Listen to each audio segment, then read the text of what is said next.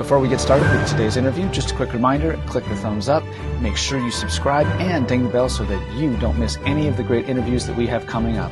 Now, on to today's interview. Welcome back, everybody. Today, my guest is composer Carolyn Miller. Her book on the new Federation Festivals list is Dreams and Imagination. Welcome, Carolyn. Thank you so much for being here today. Thank you for having me. Today, I would love to talk to you about your piece, Midnight Reverie. What a wonderful, sentimental sounding piece this is. It fits beautifully under the hands. It has a modern pop sound that's instantly alluring, and I had so much fun sight reading it.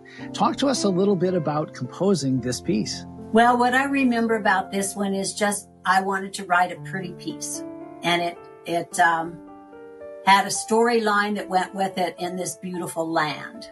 And it was midnight, and Reverie, I had to look that one up to make sure that word fit with the calm and the peacefulness and so forth. Just wanted to write something that students would really enjoy playing. Well, I think you have absolutely achieved that.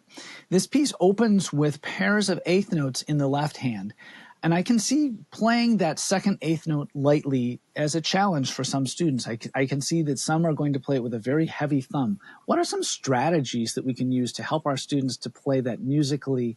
Well, I think probably you would want to do a little bit of dropping on the first note and like drop it, make up a word rather than drop it, drop it, say it that way. And I think if you say it, then you'll start to feel that it's not a heavy note, and the rotation of your arm and the free flowingness in this left hand. And then another thing are the intervals, thinking about the intervals of a fifth and a sixth and a fifth and a sixth. You can play them together and then drop it, so that you're light on the second. Well, that makes perfect sense. That's a great tip. Another thing that I noticed would probably be a challenge for students is towards the end of the piece in measures 38 and 40, you have eighth notes followed immediately by eighth note triplets. What are some strategies we can use to help our students to count those rhythms correctly? Well, I would make up some words. It's amazing how students, when you say the words, the rhythm just clicks in, their fingers do it.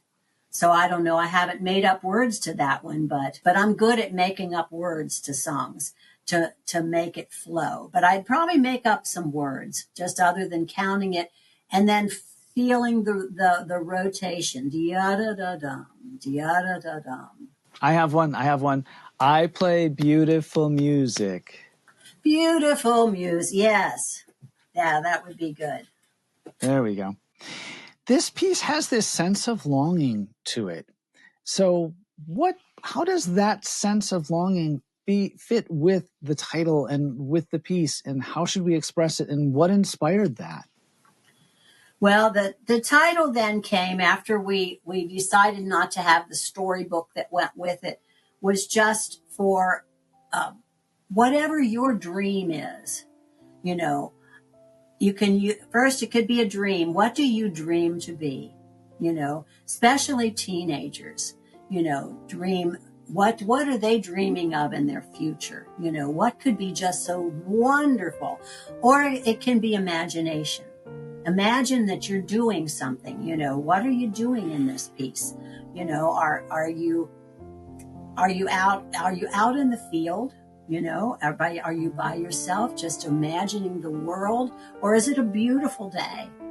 It's just you're to create something inside that will resonate with your heart. And I think that's a lot to make things beautiful. First, you have to know how to do it. How you can think these beautiful thoughts, but you don't know how to do it here. If you don't have that flowing, it's not going to work. But you still have to feel it in your heart, especially people that have learned to play better. Then to make it beautiful, it has to be in your heart. I love that. What cool advice. Is there anything else that you would like us to know about Midnight Reverie? No, I hope you enjoy playing it. My guest today has been composer Carolyn Miller. Her piece is Midnight Reverie from her book Dreams and Imagination. You can find it at high-quality music retailers near you. You want to check this book out. It is filled with so many pieces your students are absolutely going to love. Thank you so much for being with us today, Carolyn. Thank you.